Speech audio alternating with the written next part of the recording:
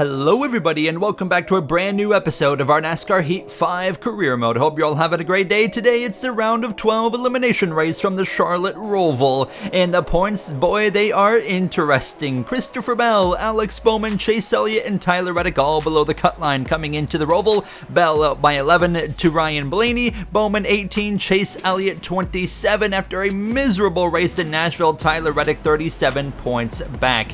Chase Elliott is a driver that we expect to see run well when it comes to all road courses. So although he is 27 points behind, there is still a world where Chase Elliott could advance into the round of 8. He is just going to have to basically run, top 2 or 3 all race long and hope that somebody above the cut line has a miserable day now. And hard to believe that Christopher Bell, Alex Bowman, and Chase Elliott are all facing elimination. Those are the same 3 drivers that we went head-to-head against in the Final 4 last season, and they might be out at the halfway point of the playoffs. Someone mentioned that in the comments in the last video that 3 of the Final 4 drivers from last season that aren't myself are all facing elimination, which is just absolutely crazy to think about here as we come through into qualifying. On board with my Next Level Racing rig there on the left side. You guys know the drill. Use code GOIN5 for a 5% discount on their website for their products now, as it's linked in the description. But a goal of a 119.588, and at a bit of a sloppy start to the lap, actually coming to the green flag. I actually hit the wall on the exit of the final chicane as we come out of oval turn 4, though. I'm very curious to see where this lap is going to put us, because it wasn't great, but it wasn't bad either. Now, and we make another slip up, catch outside wall again to the line. 118.214 puts us P9, so not terrible, but I'm pretty content with that, and I'm hopeful we can move forward as we always do, as Ty Gibbs on pole and Chase Elliott front row starting things off the right way. How about Christian Eckes in the top 5, rounding out the top 10? William Byron, last episode winner in Nashville, his first win on the season, and his title hopes continue as he's already locked in. Hendrick Motorsports has won both races so far in the round of 12. Jesse Love down there in 31st, and Christopher Bell as well was like 30th. As you see the trucks finishing, Cassidy Keat here at the Roval actually picking up the win, as well as wrapping up the top 20 was Doug Barnes Jr. and towards the bottom of the grid, Myatt Snyder, Timmy Hill, and Landon Castle. Amazon Prime action as well here from the Charlotte Roval. It was actually Riley Herbst who picked up the win over Sage Karam, Brandon Jones, Daniel Suarez, and Ty Dillon. To round out the top 10 was Tony Breidinger, as you see the rest of the order. But the full focus is on this Charlotte Roval, and I think we can already, hard to believe, before this race has even begun, I think we can write off Christopher Bell of advancing into the round of 8. He has had a rough round of 12, and you can see in the stories of the race right off the bat, he is not nearly as fast as expected. He qualified outside of the top 25, comes in below the cut line. It is going to be near impossible with those combinations for Christopher Bell to actually get himself into this round of 8. And Chase Elliott, I mean, he's hoping that a guy like Jesse Love continues to struggle. Jesse Love, the last one above the cut line, is starting in 30th position. As we get ready to go green, we got the Target dog back on the car here. You guys really like that paint scheme, so I decided to bring it back here now as we get ready to go racing. Now we come in comfortably above the cut line as the green flag is out. Ty Gibbs, Chase Elliott lead the field down into turn number 1, as well as settle in behind the 6 of Christian Eckes in the RFK Ford Mustang. Ty Gibbs, another driver, pretty confident in the points. We will have updates coming at the end of both stages on the cut line situation, as it could get very tight here. Now William Byron, we just talked about him and the momentum that team has gotten here over the last race or two, as we will just about clear the 24 Valvoline Cadillac. We will clear him here into the right-hander, but he'll come back up the inside. Now we got Tyler Reddick, who's 37 points back. Tyler Reddick, if he runs really well today as well, don't rule out a chance for that number 1 car to maybe sneak into the round of 8, depending on how some of those guys above the cut line run. The 2 drivers we need to watch that are above the cut line is the first 2 above the cut line, and that's Jesse Love and Ryan Blaney. Both of those guys are at risk if they have mediocre days here as we continue off of the banking here in Oval 2, down the back straightaway into the backstretch chicane. Just 8 laps of racing here in Stage 1. We can make it to the end of the stage on fuel, so no pit stops needed. As a bit of contact there between Eckes and Chandler Smith. A bit of a slide there from myself. Now as we get up the inside of the Castrol Ford Mustang, I really love this Charlotte Roval. I've always been a supporter of the Charlotte Roval. I know some fans are pretty split between the Oval and the Roval, but I personally love this track, and it's just so much fun to race, and it's also a lot of fun to watch in real life as well as we complete this first and opening lap. Now just settling in behind this 99, but we should have a good opportunity here to pass this quick tie 99 Honda Civic for Trackhouse over the next few corners now as we'll dive up the inside. Thank you very much. Should be a very straightforward pass here now, and Chase Elliott actually got out to the early lead, so he was able to pass Ty Gibbs, and he is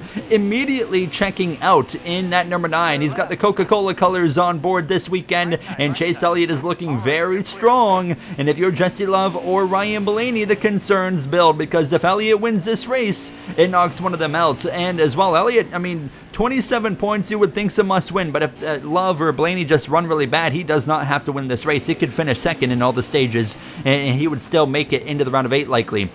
So that's definitely something to keep an eye on as we have settled in here to P7. Running down now, Chase Briscoe. A lot of RFK drivers in the top 10, 3 of them to be exact, with, of course, Eckes, Briscoe, Chris Buescher, always strong at the road courses. That's been really his biggest opportunities to win this season, but unfortunately for Buescher, it just feels like it never really works out this season. Now as we lean just about on the door of the 98 after hitting the sausage curb there, another Castrol Edge Ford Mustang here in the field this weekend. Now as we'll try to get the job done on Briscoe. There we go, up into P6, taking our time. We've got a 30-point buffer coming into today's race, and we know that I could come into this race, in my opinion, 20 points below the cut line, and I wouldn't even be concerned. This is the only track on the playoff schedule that I wouldn't be concerned coming in below the cut line, because we always just run so strong at the Roval. But we come in with a 30-point advantage. We're doing everything we need to be doing right now. Chase Elliott leads over second place Ty Gibbs, Connor Zilish up there as well, Buescher in 4th, and Tyler Reddick in 5th. And as these laps continue on, we are reeling in these top few drivers now. It's 2nd, 3rd, 4th, and 5th all right here together, and Chase Elliott's just completely gone. He is saying see you later now, as Zilish, of course, we expect to see run very strong on these road courses. All of Junior Motorsports is at least 30 points above the cut line. We are in great shape as a team overall. The only way a JRM car is getting eliminated today is a mechanical failure or just a horrible run, something like that. And of course an Elliott winning or a Reddick winning as well, something like that happening as we continue already up towards the final lap here of stage number 1, and we are getting closer to the back of the one of Tyler Reddick. We could maybe get to him before this stage is over, as now we've actually got trouble. It's Hocevar in the number 4 filter time Cadillac's got a tire down. Moments later he comes into the pits and he's done. His race is over. I can confirm Hocevar loses a tire, doesn't make any major contact, but his race is over. And just like that, in the end of stage 1, things are changing quickly, because Hocevar is now at risk here of his entire playoffs coming to an end as Chase Elliott comes through to win stage 1. He will score 10 points and a playoff point if he moves on. It's going to be Gibbs, Zilish, Buescher, and then it's going to be Reddick to round out the top 5 over myself in P6. But now there's big concerns with my teammate of Carson Hocevar. What's going to happen with the points here, as he is not going to see the effects until the end of stage 2 going into stage 3, but obviously he is out of this race. It's over, and that is really going to spice things up here. And now we have to race Tyler Reddick and Chase Elliott if possible way harder than I had originally planned on racing them, because now we know my teammate of Hocevar is at risk. We gain a spot in the pits. Connor Zilish with a horrible pit stop. He's outside of the top 10 to start stage 2. We kick things back off in P5, and like I said, we now have our teammate of Hocevar at risk of elimination,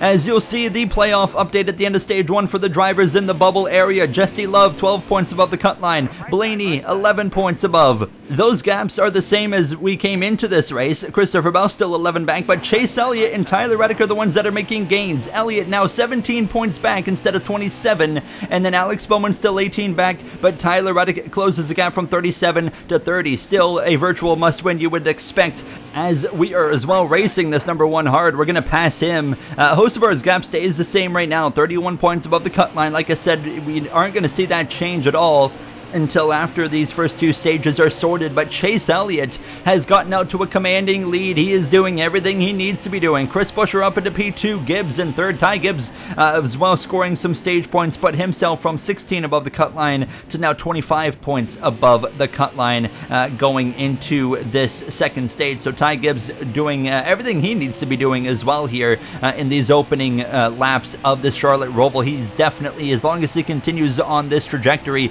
he will for sure advance himself into the round of 8 as we continue on. Chase Elliott, I mean, he has not had a great season. He's got 2 wins, and they all came in the final part of the regular season, but I mean, in the first about 14 to 15 races, we were all seriously questioning if Chase Elliott would even make the playoffs. He, of course, had a crew chief change after moving on from Alan Gustafson, who continued to fumble strategies earlier in the season, costing Elliott a chance at probably 2 or 3 more wins on the season, and then this round of 12 specifically hasn't treated Chase Elliott very well in a very rough race in Nashville, a mediocre race in Dover, and that puts him in trouble here into this race where he has at least cut the gap to 17 points, and this is looking like the Chase Elliott that we all know now, leading a race in command and very well putting himself in good position here to advance into the round of 8 as long as he continues on this trajectory. But with how mediocre Jesse Love's running, Ryan Blaney's not running that great either, I think there's a real chance Chase Elliott doesn't have to win this race to get himself in. He just gotta, he needs to stay in the top 2 or 3,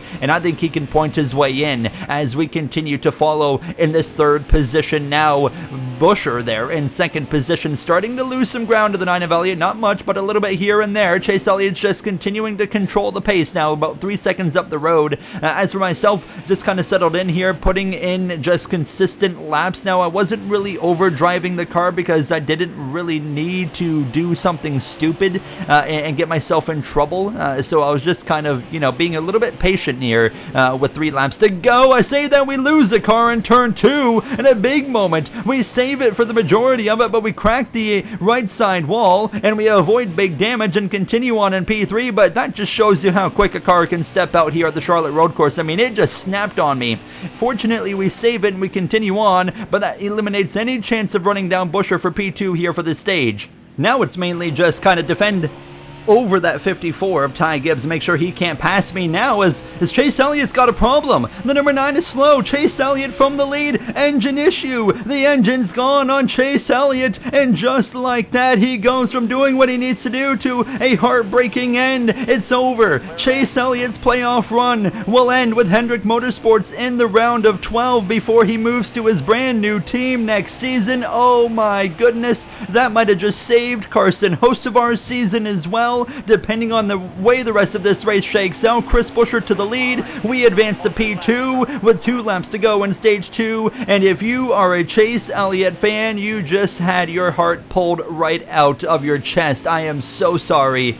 That is absolutely heartbreaking for the number 9 team. Now that finally looked like they were rebounding, and it's not going to happen. Chase Elliott will not advance into the round of 8. Can you believe it? That's 1 guaranteed out. I feel like we can pretty well guarantee Alex Bowman out as well, and Christopher Bell. I feel like Tyler Reddick, who's 37 points below the cut line, is the only one that has any hope. And he was, of course, coming in at the lowest scored driver in the playoff field. As we come to the final lap of the stage, we're really going to get an idea here momentarily of if there is any chance of this playoff grid changing before this race concludes. Now, as we try to run down that 17 of Buescher, obviously nowhere near close enough to him, but Chris Buescher, I really haven't had the pace to run him down all stage long. This is not going to be easy for us here going into stage 3, but who it is maybe going to be easy for is Buescher, who's been winless for over a season, and here he is now rounding the final chicane in stage 2. He's going to take the stage 2 win over myself. It'll be Ty Gibbs in P3. 4th will go to Tyler Reddick. Connor Zilish rebounded to P9 after that bad pit stop. But oh boy, playoff drivers, of course, myself, Gibbs, Reddick, Larson, as well as Zilish in the top 10 can confirm Connor Zilish is on points, locked into the round of 8 after stage 2. As for us, we aren't quite locked in yet, but we're pretty comfortable. Alex Bowman is outrunning both Blaney and Jesse Love. He moves into the top 10 as Connor Zilish, going into stage 3, has another bad pit stop, and it knocks him outside of the top 10. And now it's just Chris Buescher and myself on the front row. I feel like 2 cars that were guaranteed faster than us today are now pretty well out of the running, out of the race, and Zilish is just not going to be able to get back up here as we start stage 3, and Buescher with a great launch off the grid. You see the playoff update after stage number 2. Host of our still at 31 points above, but of course that's a number that's going to shift at the end of this race, and we can't really have an idea of what it's going to look like until the end of the race. And then of course Love and Blaney, their points haven't shifted either. Here's the situation: Jesse Love and Ryan Blaney are both outrunning the first guy out. That's Christopher Bell, 11 points. He is not making up any points on them right now. Christopher Bell is going to need a miracle to get in. The drivers that we have to watch are Alex Bowman, who is outrunning both Jesse Love and Ryan Blaney, and then Tyler Reddick, who's been running in the top 5 all race. Well, he comes into stage 2 in a little bit better of a position, 23 points behind instead of 37, so he's got to outrun Blaney by quite a bit, of course, 23 positions, or Love by 24. So it's going to get really interesting. I feel like at some point in stage 3 we always see a road course yellow, and that's really when we're going to get an idea on the situation with Hocevar. But as it currently stands, Hocevar, who's got that 31-point advantage, well, because of the fact that Jesse Love and Ryan Blaney aren't really running that great either, it puts Hocevar in a bit of a safety net here as we come into this final stage. As long as those guys don't start running really well, then he should be okay, as we have gotten to the back of the 17 of Chris Buescher, going a little bit right there into turn 1 quite deep, but fortunately we keep it out of the wall, and we continue to try and pressure this 17 Fastenal Ford Mustang. This is not the first time we have battled for victory with Chris Buescher on a road course, and it's not the first time this season. Sonoma, Mid-Ohio, both come to mind right away. I feel like those were the only 2, and now here we are again in 1-2 running positions on the final road course of the season here from this Charlotte Roval. Of course, after today, just 6 races remain in the playoffs, of course, with the 3 races in the round of 8, which consists of Darlington, Atlanta, Martinsville. That's going to be an interesting round, because Darlington has always been a mediocre race for me. It either goes really good or it goes really bad. Atlanta, when we switched it to a super speedway, has not treated me well at all. Martinsville, we know we're going to be a top 5 car probably, so we just have to hope that we don't run a really too bad first races in the round of 8, and then we'll be pretty good. But I mean, there is a world where things could go wrong. This has not been a great playoff run for me by any means. Only 2 top 10s in the first 5 races, as we try to get a 3rd here today, which would put us at a 50% success rate for top 10s on playoffs so far halfway through. As you can see right now, Buescher continues to just kind of control the pace here. I'm setting a pretty good pace that I'm happy with. We're running low 117s. On a really good day, I can run mid 16s, which I felt like was capable if I really start pushing, but then we're also putting ourselves into that danger zone of just simply crashing the car into the wall. Obviously don't want to do that, but definitely if we're going to beat Chris Buescher here today, we're going to have to get a little bit more aggressive, I feel like. But right now is not the time. We still have a pit stop on the way, so I'm just kind of just being patient, letting things kind of work itself out here now, as we are already approaching just 10 laps to go in this race, and we continue to drive away from Ty Gibbs and Tyler Reddick, who continues to run well. And as we come towards 10 laps to go, we're starting to find a little bit more speed here, and we have reeled in that 17 of Chris Buescher and starting to put a little bit more pressure on him. Maybe as the long run goes, we might have more of an opportunity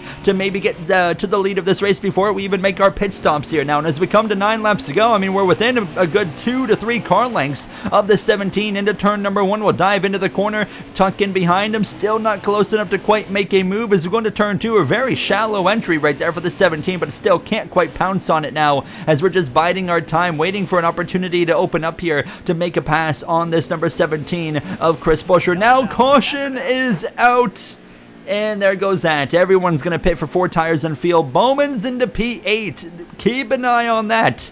As well, looking down the order, Blaney in 21st, Jesse Love in the 18th position, as it was actually Briscoe bringing out the yellow. We'll take 4 tires and feel, but right now Bowman is not outrunning Blaney or Love enough to get himself into the round of 8. So as of right now, and Hocevar is not losing enough points to be eliminated. Look at the points or position shuffle there. Alex Bowman into the top 5, 3 positions gained, might be what he actually needs. The green flag is back out with 6 laps to go. In stage 1, we dive deep along the 17. We've gone too deep. We're into the outside wall. We save it. That could have been catastrophic. We keep it in one piece, but we lose time. And here comes Reddick, and as well, Bowman Zillish back into the top 10 mix as well. Alex Bowman was trying to get past me. That would have been huge right there, but I don't think he's going to gain enough overall on Blaney or Jesse Love. We settle into P3. Bowman's going to battle with Tyler Reddick, who's also trying to score enough points, but as of right now,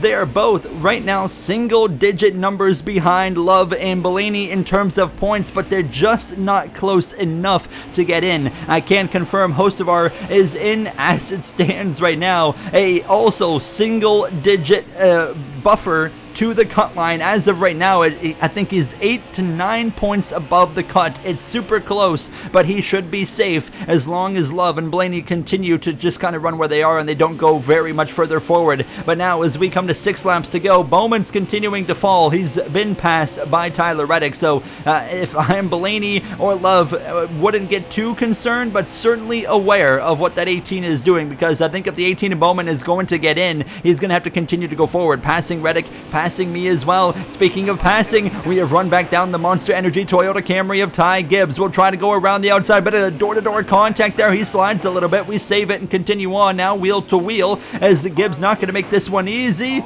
Clear, but we got a bit of a shallow entry. That's going to open up the middle of the corner, and there goes Gibbs back up the inside here now through the right-hander. He is not making this easy now. The Season 3 champion going at it right there with myself, and we had a bit of a slide that allows him to re-clear myself for the P2 spots. Now as we give a little bit of a shot to the back of the 54, just kind of getting a little bit physical, saying, hey, I'm trying to get going here because I still have a dream of running down the 17 and passing him, but Chris Buescher was in position to win this race 1 season ago, and he lost a tire into the back straightaway chicane with a handful of laps left. And of course it was Shane Van Gisbergen who went on to win the race in his final full-time season of Cup Series racing, as we fire one up the inside of the 54 of Gibbs. He is not making it easy, but we clear him and we should be in control. He's now under attack from the one of Reddick, but he stays clear. It's now full just push at this point, trying to run down the 17. No guarantees for a caution. Trouble Logano around into turn 1, collecting the 28 of Bubba Wallace for Andretti. And now there's Christopher Bell piling in, and others as well, all at the back of the pack. Logano's hitting things. He's in front of everybody.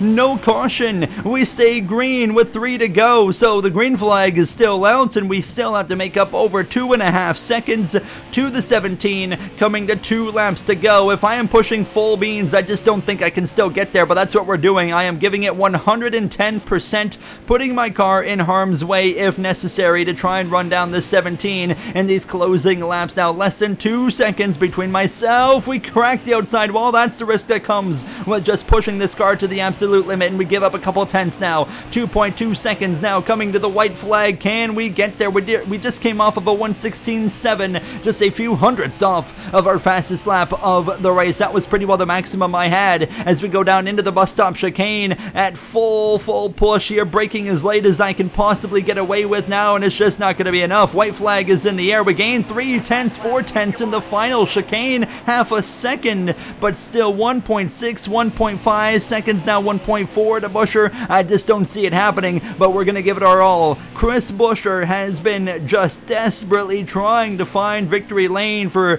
what feels like 2 seasons it feels like at this point now, and here he is now leading on the final lap. As it stands right now, Love and Blaney are doing enough to advance over Alex Bowman, and as well, Hocevar should be able to make it as well as we continue to try and run down the 17 of Chris Buescher as we continue on. Only one caution for cause here today, and that was, of course, with that tire failure from Briscoe. 1 second between myself and Buescher as we come through oval number 2 down the back straightaway for the final time, breaking it right at the 1 marker there on the right side into the chicane. Are we close enough? No, we are not, unless that 17 just maybe takes it really nice and easy through this final chicane. It's pretty well over through oval 3 and oval 4, and the winless streak is finally set to end for Chris Buescher, who leads through the chicane. It's not enough for the number 8 team. Buescher returns to victory lane at the Charlotte Roval. We end up P2. Gibbs will end up in 3rd over Reddick,